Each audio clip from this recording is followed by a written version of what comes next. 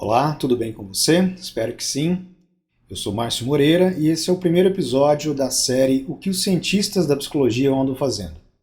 A gente vai falar um pouquinho aqui, percorrer por alguns periódicos científicos em cada episódio, pegando aí os números, volumes mais atuais desses periódicos científicos, e a gente vai dar uma olhadinha, comentar um pouco os artigos que estão sendo publicados, e a partir desses artigos, a gente vai ver o título, um resumo, talvez um pedacinho do artigo. A gente vai compartilhando, divulgando o que os psicólogos têm estudado. Mais especificamente, a gente, nesse programa, vai dar ênfase para os psicólogos de abordagem analítico-comportamental, para os analistas do comportamento. Mas, eventualmente, a gente pode ver o que psicólogos de outras abordagens têm estudado também.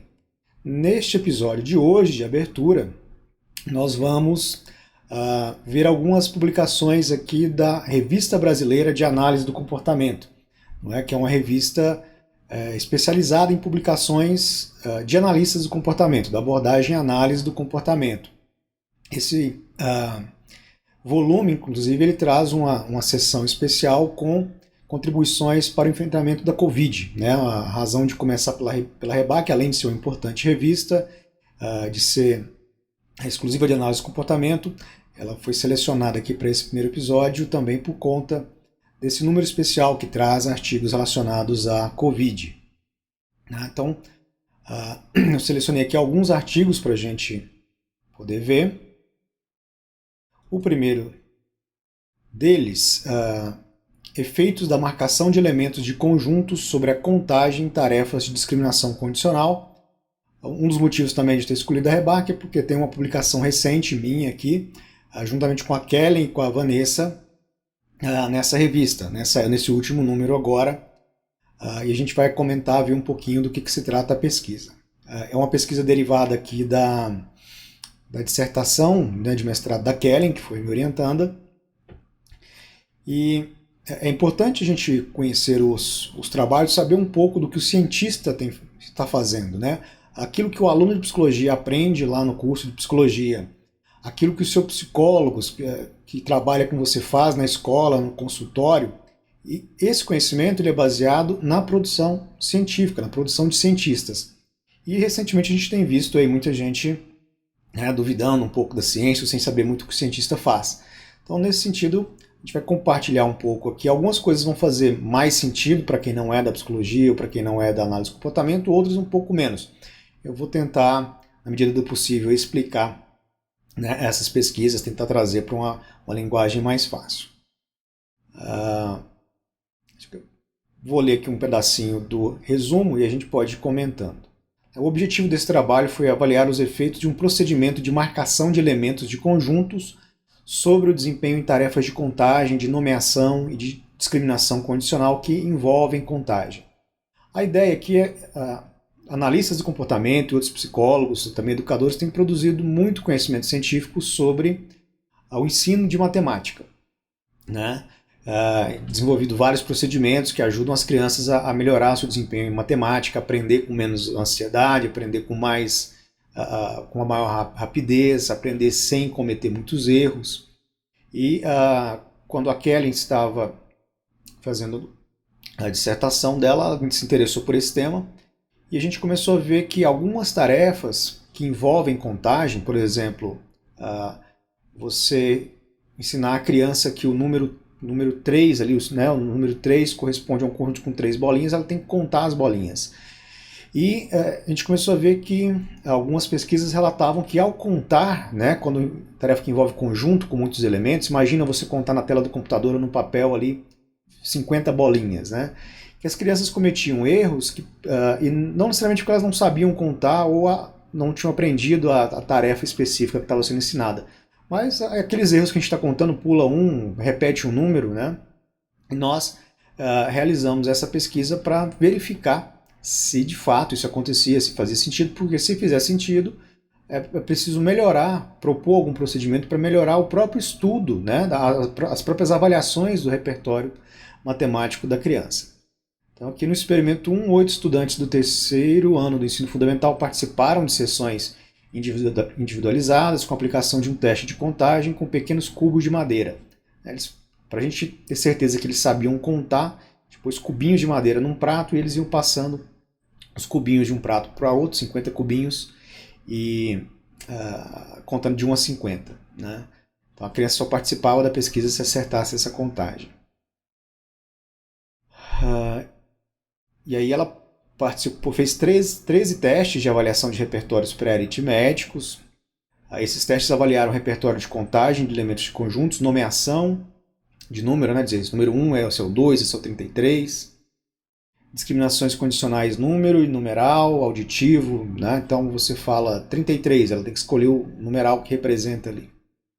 Os testes com conjuntos de figuras foram aplicados sem marcação de elemento e com marcação. Foi essa basicamente a pesquisa manipulação. Em alguns testes a gente pediu para a criança ir riscando os elementos que ela ia contando. Num outro teste ela não ia riscando. A gente fez 2 experimentos, os dois bastante parecidos aqui, mudando só uma instrução, se ela deveria dizer para ela riscar, dar ênfase para ela riscar. E os resultados mostraram que, de fato, pesquisas anteriores, alguns erros que estão relatados, né, das crianças podem estar relacionados a pulos a repetir o número. Então é preciso, em tarefas de avaliação, ensino, né, de repertório matemático, aqui alguns exemplos, né, de inserir algum procedimento para que a criança evite esse erro de pular ou de contar repetido. Né? Então aqui um exemplo aqui dos estímulos, ela teria que contar as bolas aqui, né, na figura. Então em uma fase do experimento, em alguns testes, ela riscava cada bolinha, em outras não. Né? E no geral as crianças apresentaram mais erros quando elas não tinham que riscar as bolinhas.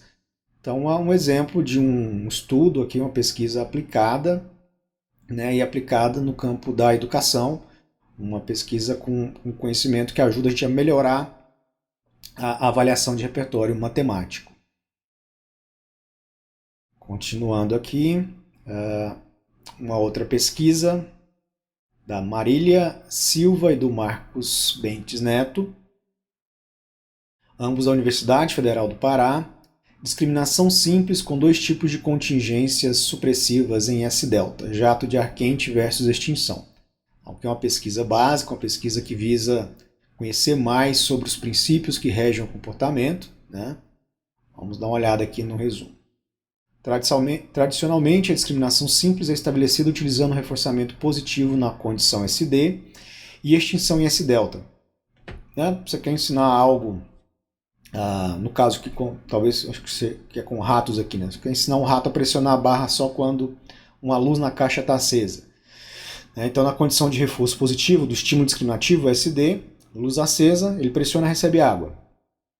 S-delta, que pode ser a luz apagada, ele pressiona a barra e não recebe água. A literatura sugere, entretanto, que o acréscimo de punição em S-delta, quer dizer, tem uma pequena punição quando a luz está apagada, no exemplo aqui, pode acelerar a aquisição e aumentar o índice discriminativo. Ou seja, eles estão investigando aqui, em termos da aprendizagem, se não acontecer nada, ou acontecer, quer dizer, colocar em extinção, quando comparado em extinção, mas ter alguma punição por você, por exemplo, pressionar na hora errada, né, o rato pressionar na hora errada, se isso aumenta a aprendizagem. Alguns estudos mais recentes em discriminação simples com ratos que adotaram jato de ar quente como estímulo aversivo. Então aqui a punição é um jato de ar quente, né, em S-delta, mas os dados foram inconsistentes. O objetivo do presente trabalho foi replicar os estudos com o jato de ar quente em S-delta, mas com 2 alterações principais: a automação do equipamento, pois estudos anteriores possuíam coleta manual. Se você tem um equipamento automatizado, a pesquisa tem um maior controle experimental, uma maior integridade da aplicação do procedimento. É mais difícil a máquina errar do que nós, seres humanos, ali errarmos na hora, por exemplo, de aplicar o ar quente. Esquecemos de aplicar uma vez, por exemplo. E utilizar o uso de comida ao invés de água como reforçador. Então a ciência avança sim. Pesquisas anteriores estudaram esse assunto. Os pesquisadores aqui identificaram aspectos que poderiam ser melhorados para conhecer mais sobre esse fenômeno e estão realizando essa pesquisa para avançar esse conhecimento. Foram utilizados 6 ratos, cujas respostas de pressão à barra foram reforçadas com comida. Então o ratinho pressiona a barra, recebe comida. Se vocês procurarem no YouTube, aqui no meu canal, Márcio Borges Moreira, vocês vão ver dezenas de videozinhos dos ratos trabalhando em caixas de condicionamento operante, para vocês terem uma ideia mais precisa do que os autores fizeram aqui. Em S-delta, por sua vez, os animais foram distribuídos em 2 condições, extinção e extinção com punição. Os sujeitos da condição jato de ar quente, que é a com punição, aprenderam com o menor número de sessões, no máximo 3 e com um ID maior, seu índice de discriminação aqui, no mínimo 79. Os sujeitos da condição com extinção precisaram, por sua vez, de no mínimo 8 sessões para aprender a tarefa. O padrão observado é compatível com o obtido por outros aversivos, como choque elétrico. Então avança também porque desenvolver um procedimento jato de ar quente pode ser mais interessante em termos de trabalhar com controle aversivo do que choque elétrico. Os ajustes foram realizados, foram suficientes para garantir a consistência nos dados. Então, aqui sugerindo para a gente, mostrando para a gente que se tem uma punição, numa determinada condição, além da extinção, acelera a aprendizagem. Continuando, aqui só lembrando, eu não li os artigos antes de fazer aqui. A ideia do quadro é apresentar, eu vendo pela primeira vez, assim, então, como se fosse um react aqui dos artigos, para a gente poder ter mais agilidade e ler mais artigos. Nem todos aqui eu conheço ou li antes de fazer esse vídeo aqui. Só para a gente ter uma ideia geral mesmo dos trabalhos. Aqui um trabalho Skinner, 2 pontos, sobre o reducionismo. Reducionismo, um termo muitos significados na filosofia, bastante usado de várias formas diferentes. Provavelmente aqui uma revisão do termo, vamos dar uma olhada. Os autores Jefferson Ramos, Luan Teixeira, João Barbosa, da Universidade Federal do Pará e Universidade Federal do Ceará. O problema do reducionismo é uma questão perene na história da filosofia e da ciência. De fato, até hoje se discute implicações do reducionismo, da ideia de reduzir as explicações a um elemento, ou inclusive o que significa reducionismo. Tendo em vista a polissemia, muitos significados do termo e dos problemas advindos de se nomear um autor ou uma corrente teórica em ciência como reducionista, buscou-se neste ensaio teórico avaliar que tipos de posições reducionistas o pensamento skinneriano se opõe ou das quais se aproxima, com a finalidade de buscar reduzir equívocos no emprego desse adjetivo.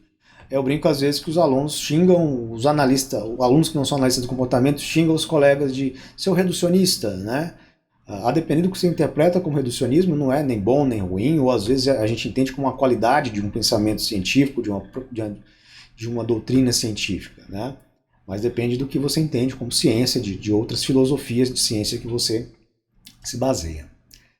Para tanto, foi realizada uma análise conceitual, então faz parte do exercício do cientista, do trabalho do cientista, não só investigar as coisas lá no mundo, como elas acontecem, como a gente viu nos 2 últimos artigos, mas também de entender, de propor conceitos, de fazer análises conceituais, para que quando a gente discuta um determinado assunto, a gente esteja mais ou menos na mesma página ali. Se eu disser a Skinner é reducionista, meu interlocutor, a gente tem que estar alinhados aí sobre o que a gente entende por reducionismo.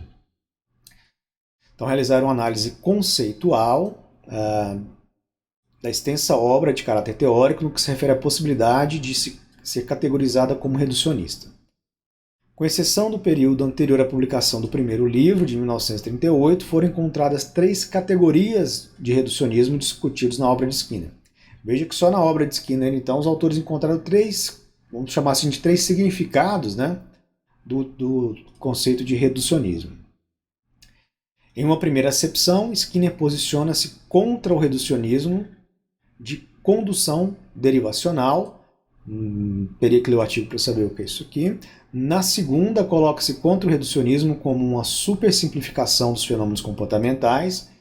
E, por fim, apresentou-se uma terceira função para o debate ao identificá-lo como um defensor do estatuto nomológico do comportamento. Conclui-se que atribuir o rótulo de reducionista ao pensamento de Skinner não se configura um equívoco, pois esta ideia pode variar em função de que tipo de reducionismo está em questão. Então não é um conceito simples, não é simples você atribuir, dizer tal pensador é reducionista ou não. Apenas um dos três sentidos do termo reducionismo, ao qual se refere a este como uma defesa do estatuto nomológico do comportamento, é concordante com o pensamento de Skinner.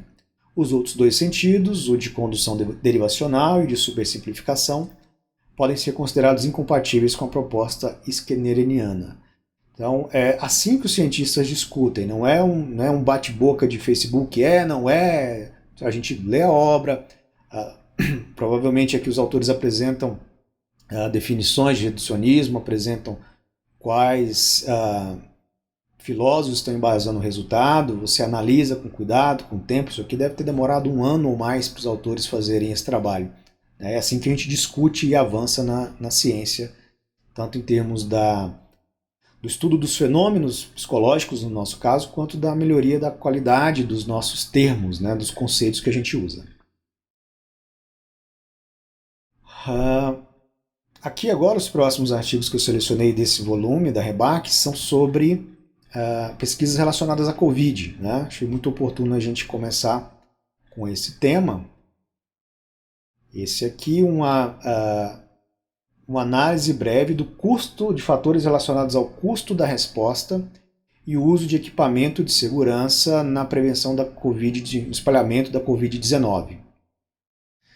O André Luiz, a Faculdade de Londrina e outras faculdades, Mayenne, Tissitsumi, não sei se pronunciei certo, e Carlos Eduardo Costa, o CAE. CAE eu conheço, cara muito bacana. Professores aqui da Universidade de Londrina. Vamos dar uma olhada no resumo. Só lembrando, custo da resposta refere-se a talvez 3 definições diferentes na literatura, mas de forma geral é o quanto de esforço que eu tenho que emitir que leva para eu emitir um comportamento. Por exemplo, se eu colocar uma máscara no rosto aqui versus colocar a máscara mais toda uma paramentação de roupa e aquele face shield. O segundo caso demora mais, eu gasto mais tempo, isso pode implicar custo da resposta. E quanto maior o custo da resposta, o que a literatura mostra é que é menor a probabilidade do comportamento ocorrer. Então, se eu tenho uma máscara que eu só encosto aqui no rosto e ela está pronta para usar, é mais provável que eu a use do que uma máscara que eu tenho que desamarrar uma linha, pôr uma linha em volta do pescoço, que seja mais difícil de eu colocar. Vamos dar uma olhada aqui no resumo. Recentemente, o mundo está lidando com a pandemia de Covid-19, algo que mudou as nossas rotinas e nos exige medidas de segurança e mais cuidados, tais como o uso de equipamentos de segurança. Entretanto, o uso de equipamentos de segurança não é um comportamento comum e tanto o acesso quanto o uso correto desses equipamentos pode ser uma tarefa trabalhosa para a população em geral. O presente artigo explora alguns fatores do custo da resposta relacionados ao uso do equipamento de segurança para prevenir a Covid-19. Então eles vão analisar aí, em termos comparativos, possivelmente, que fatores se relacionam ao custo da resposta, ao quão difícil é você usar, vestir algum equipamento de segurança. Nós propomos, com a manipulação de fatores de custo de resposta, nós propomos que a manipulação de fatores de custo de resposta pode alterar a probabilidade do uso de equipamentos, como máscaras e luvas. Não obstante, os fatores do custo da resposta são apenas um dentre vários aspectos envolvidos no uso de equipamentos de segurança, por exemplo, aspectos culturais.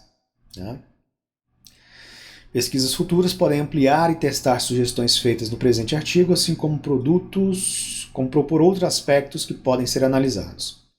Nós esperamos que o entendimento dos fatores de custo da resposta envolvidos na ocorrência de comportamentos de prevenção possa contribuir para planejar políticas públicas para aumentar o uso de equipamentos de segurança e diminuir a probabilidade de transmissão durante o contexto de pandemia como a de Covid-19. Olha só que análise importante que pode, inclusive, ter implicações para a elaboração de políticas públicas, né? Que podem salvar vidas. Então, um trabalho aqui de psicólogos, de analistas do comportamento, cientistas, que tem uma aplicação muito rápida e pode estar relacionado a salvar vidas. Então, o que os cientistas fazem é importante, ajuda a nossa... basicamente a ciência, o objetivo dela é melhorar a qualidade de vida da sociedade, né? Resolver nossos problemas práticos. Um outro artigo aqui sobre, também relacionado à Covid, ensino de pais via telesaúde para implementação de procedimentos baseado em ABA, uma revisão da literatura e recomendações em tempos de Covid. Artigo aqui da Anne Carneiro, Isabela Brassolati, Luiz Nunes, Fernanda Damasceno, Marielle Cortes. Aqui todos aqui é da Universidade de São Carlos, da Instituto Nacional de Tecnologia, o INCT, né? Dá uma explicação rápida aqui.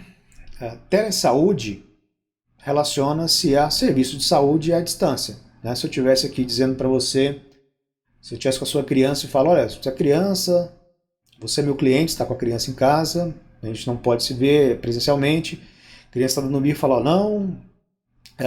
não dê atenção para a criança agora, porque essa birra é mantida por atenção, vamos fazer um procedimento assim, assim, assado. É um exemplo simples aqui de telesaúde no caso de psicologia, né? ABA é Applied Behavior Analysis, a sigla, né, de análise de comportamento aplicada, cujos procedimentos são amplamente, extensivamente utilizados no tratamento do autismo e tem sido cada vez mais frequente o desenvolvimento de estratégias para que os pais das crianças utilizem os procedimentos, o que aumenta a efetividade do tratamento.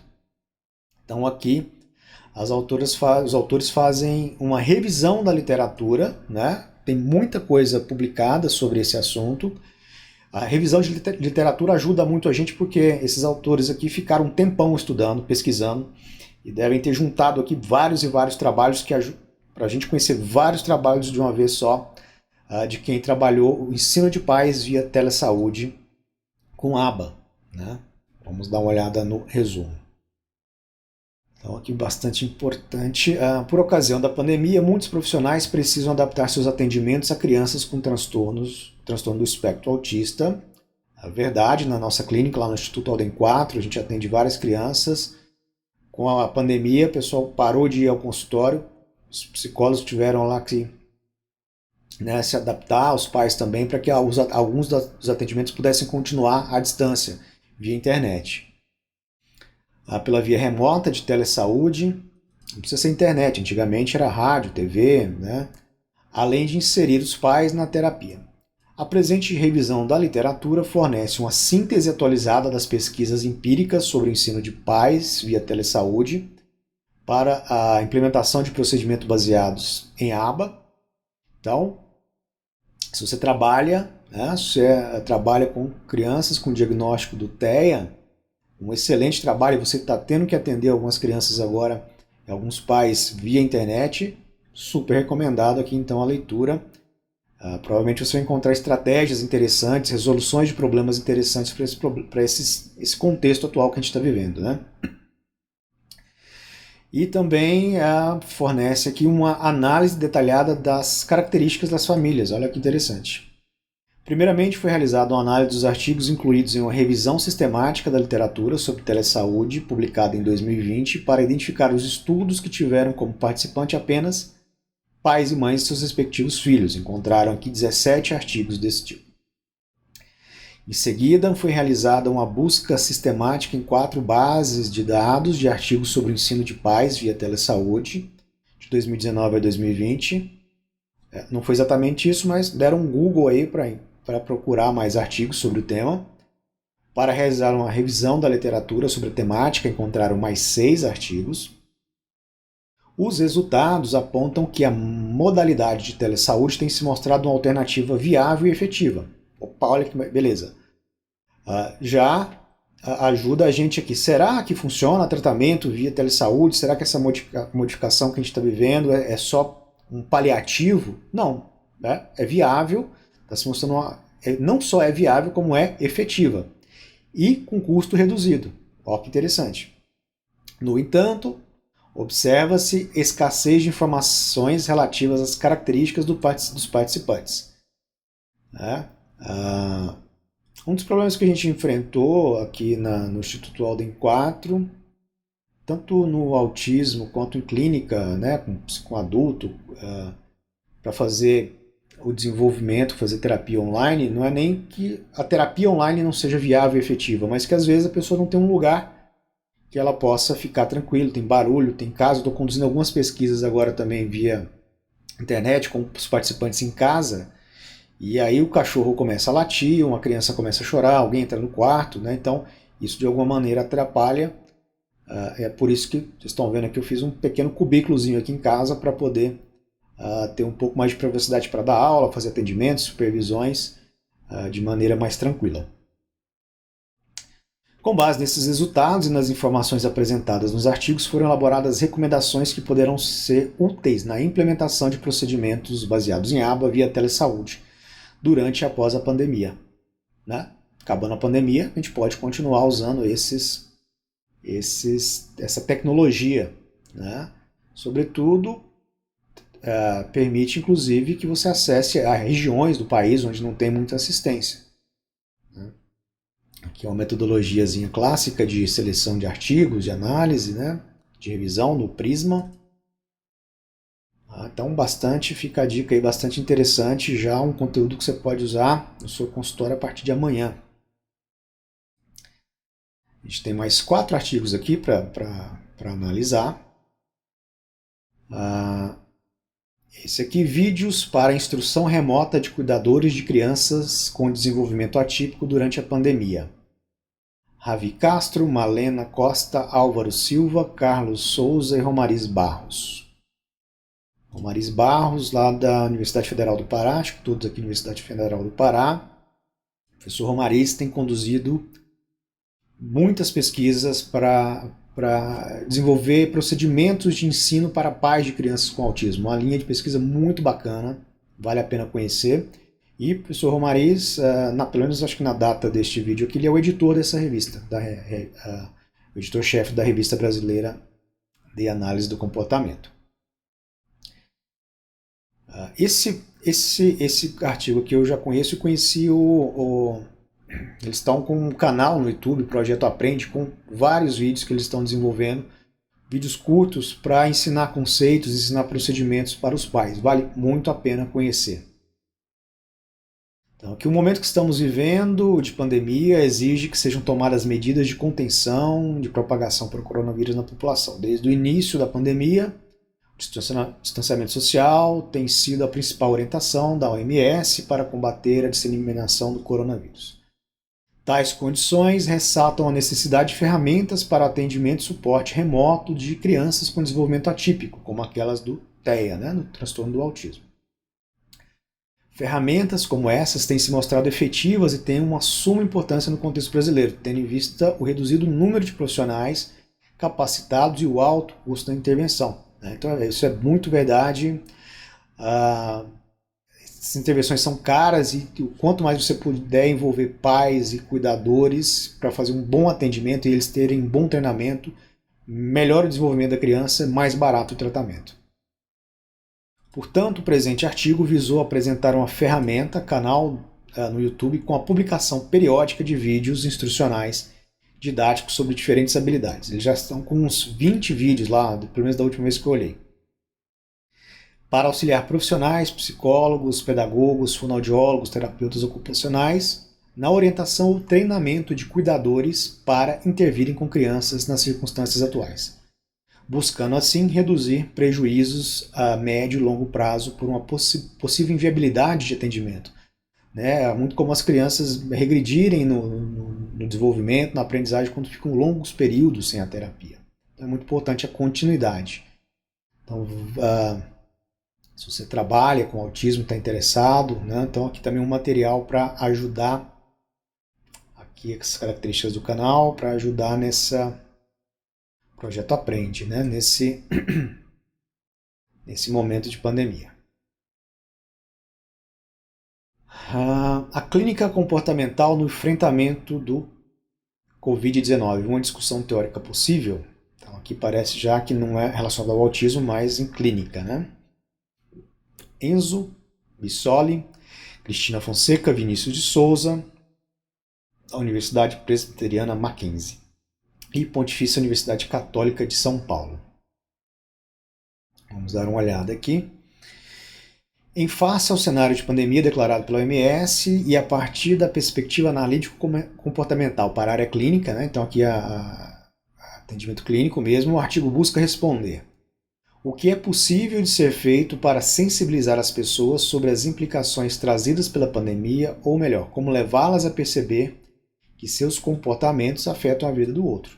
É uma pergunta fundamental.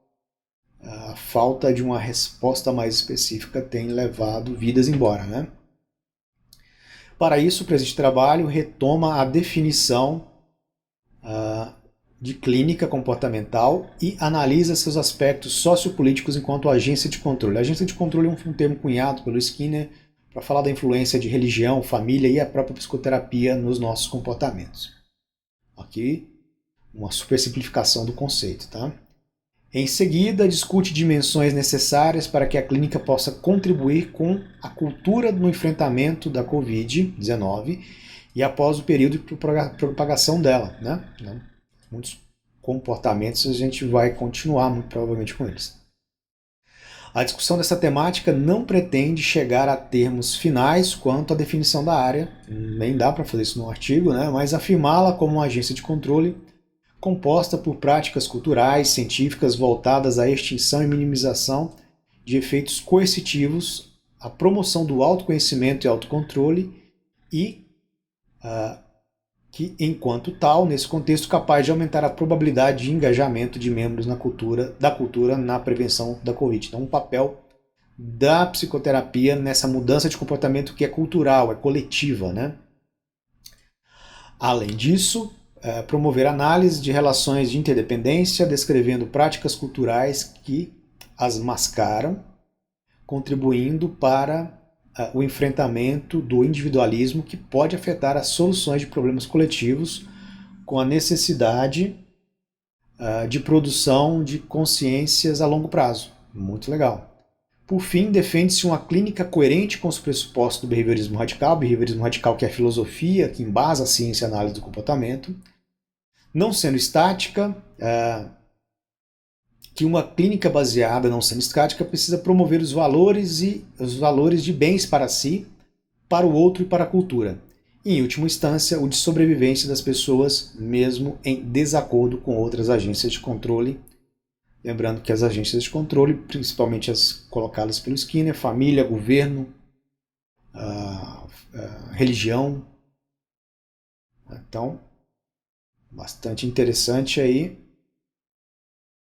a leitura. Vamos já para o penúltimo artigo de hoje. Caracterização de materiais sobre a pandemia de Covid-19 divulgados por instituições de psicologia. Gustavo Kruger e Ramon Marim. Creio que aqui, na universidade que eu trabalho, no momento, no Centro Universitário de Brasília, logo no início da pandemia, alunos e professores se mobilizaram para produzir manuais, cartilhas que ajudassem as pessoas a lidarem com essa situação, com aquela situação que era nova naquele momento, né? Eu acho que mais faculdades fizeram isso, eles devem estar analisando esse material. A pandemia de Covid-19 produziu condições adversas que têm inúmeras implicações psicossociais. Instituições de psicologia no Brasil e no mundo produziram a divulgação de materiais informativos, instrucionais, né? Que aconteceu lá no seu grupo que estava dizendo, sobre aspectos psicossociais da crise global decorrente da disseminação do SARS-CoV-2, que carecem de sistematização. O presente trabalho identificou e avaliou materiais divulgados em sites e redes sociais por 13 instituições de saúde nacionais e internacionais, 5 das quais se autodeclararam analítico-comportamentais. Aqui talvez entre não só das faculdades, né? A OMS produziu um monte de orientação também, várias instituições. 11 instituições são específicas da psicologia e 2 instituições são de saúde geral, para as quais foram selecionados materiais que abordaram apenas saúde mental. Foram identificados 185 materiais analisados, bastante coisa, quantitativamente e discutidos a partir das seguintes categorias: data da divulgação, instituição divulgadora, instituição autora, acessibilidade do material, formato, público beneficiado pelo material, direcionamento dos temas abordados. Então, um tipo de trabalho desse aqui é bacana porque as pessoas foram produzindo materiais e cartilhas, né, todo mundo no anseio de ajudar. Um trabalho desse junta esse material e a gente pode ter um direcionamento melhor, uma compreensão melhor desse material a partir do momento que você sistematiza, né, esse conjunto de informações. Os principais resultados indicam aumento da divulgação a partir da segunda metade de março. Foi rápido, então, né? Isso aqui março do ano passado. Predominância de materiais em formato de texto, presença de mecanismos de acessibilidade em 2/3 do material e predominância de materiais sobre formas de enfrentamento na pandemia ou sobre telesaúde. Para todos os temas descritos, nos materiais foram propostas descrições comportamentais dos fenômenos abordados, feitas sugestões de intervenções e apresentadas lacunas para novas investigações. Então, aqui muito bacana, esse é o papel do cientista, é esse, né? Eles pegaram o conhecimento que já estava produzido, analisaram, sistematizaram esse conhecimento e contribuem não só pela sistematização, mas pela análise e a proposta dos próximos passos, né? Então, assim a ciência vai, o conhecimento científico vai avançando. E, por fim, aqui o último artigo de hoje, aqui da Rebaque, o uso de máscara na intervenção e análise do comportamento aplicada, ABA, ao transtorno do espectro autista no contexto da pandemia. O uso de máscara na intervenção. Autores: Ana Libardi, Ana Romeiro, Mariana Talarico, todos da Universidade Federal de São Carlos. E aí que pena que a gente tem visto aí ao longo dos tempos, né, ataques às universidades federais. E só nessa revista aqui, olha a quantidade de contribuição de pesquisas relevantes, importantes, de aplicação imediata, tirando um ou dois autores aqui, boa parte era das universidades federais, né? A gente tem muitas pesquisas de qualidade nas faculdades públicas. Eu atuo como cientista, como professor numa faculdade privada. A gente tem muita coisa também boa na faculdade privada, mas o volume de conhecimento é muito maior nas faculdades federais, né? Então tem muito conhecimento, é muito importante, a gente precisa dar valor às universidades federais, assim como às universidades privadas. Em virtude da taxa de casos do coronavírus, foi necessária a adoção de medidas para controlar a transmissão entre as pessoas. Um dos componentes da prevenção adotados como eficaz, além do distanciamento social e a higienização das mãos, é o comportamento de usar máscara. É muito importante.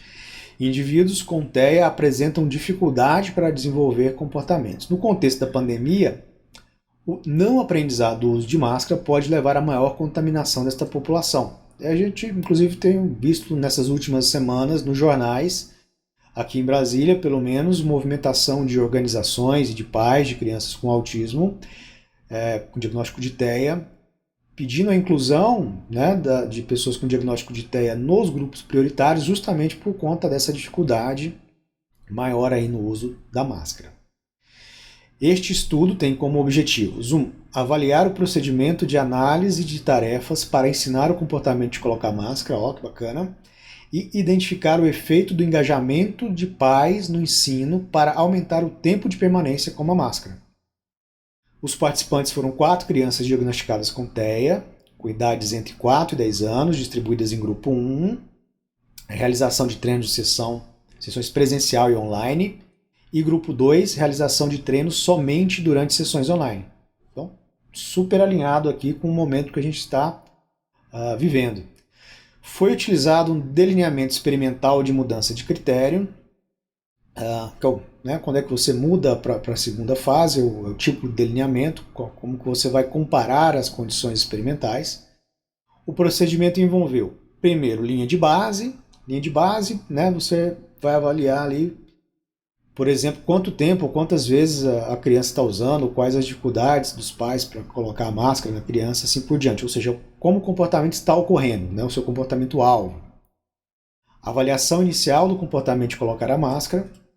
Segunda linha de base, avaliação do tempo de permanência com a máscara, então, sem intervenção nenhuma, para as crianças que participaram. Né? Em média, ali, quanto tempo elas permaneciam usando a máscara. Depois, treino dos passos da análise de tarefa para colocar a máscara, provavelmente analisar decompor, né, em passos ali a tarefa de como colocar a máscara. E treino para aumentar o tempo de permanência com a máscara. Geralmente esses treinos você começa com, a criança consegue usar por 2 minutos, ótimo. Reforça, ensina para que fique 2 minutos, depois 3, 4, 5, até que ela esteja usando pelo tempo necessário. Ao serem comparados os resultados dos participantes do grupo 1 e do grupo 2, observou-se curva de aprendizagem ascendente nos primeiros 2 participantes, enquanto os dados do participante do grupo 2 se mantiveram constantes.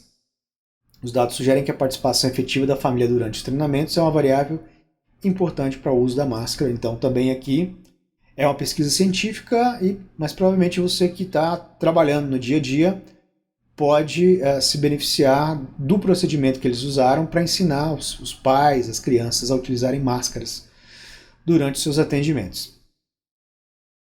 Obrigado pela sua audiência hoje, a gente fica por aqui com essa apresentação da REBAC, nesse novo quadro, né, do que os cientistas da psicologia andam fazendo. Eles andam fazendo coisas muito legais, muito importantes que a gente viu aqui hoje.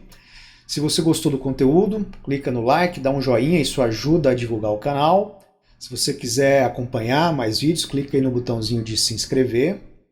E aproveito aqui para agradecer aos mais de 5.600 internautas, né, aí que já se inscreveram aqui no canal do YouTube. E a gente se vê num próximo vídeo.